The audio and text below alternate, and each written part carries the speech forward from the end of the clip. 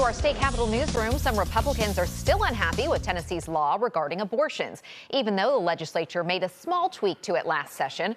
News 2's Chris O'Brien explored the last year without Roe and what it could mean moving forward.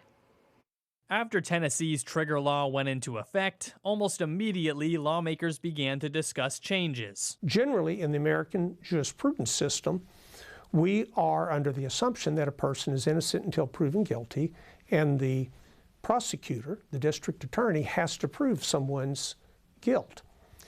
This is just the opposite. Knoxville Republican Senator Richard Briggs filed a bill that originally gave sweeping changes, giving doctors much more medical freedom to decide when an abortion is medically necessary.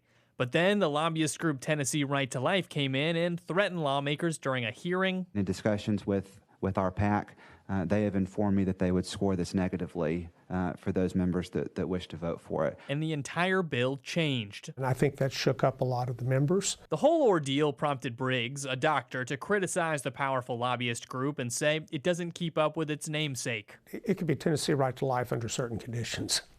And it's certainly not Tennessee Right to Life for the mothers. Of course, if the Knoxville Republican wants more changes, he faces the potential wrath of Right to Life and has to stand up to other Republicans. As far as it stands right now, I'm satisfied with it. Though he'll certainly have Democratic support. There are women dying, and there are doctors leaving our state, and it is an emergency. Now, Briggs says he's still pro-life and anti-abortion, but he points out that Tennessee has one of the highest maternal mortality rates in the country, and the law doesn't help those numbers. This is common sense to me. I mean, why would you risk a woman's life if you have a child that can't live? There's another condition. These are medical conditions, and the legislature shouldn't be practicing medicine.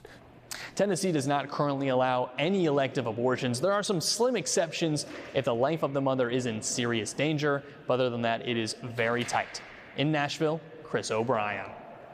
Senator Briggs did go on to say he agrees with much of what Tennessee Right to Life does and stands for, but he says the people who push back on his original bill were, quote, an extremist few.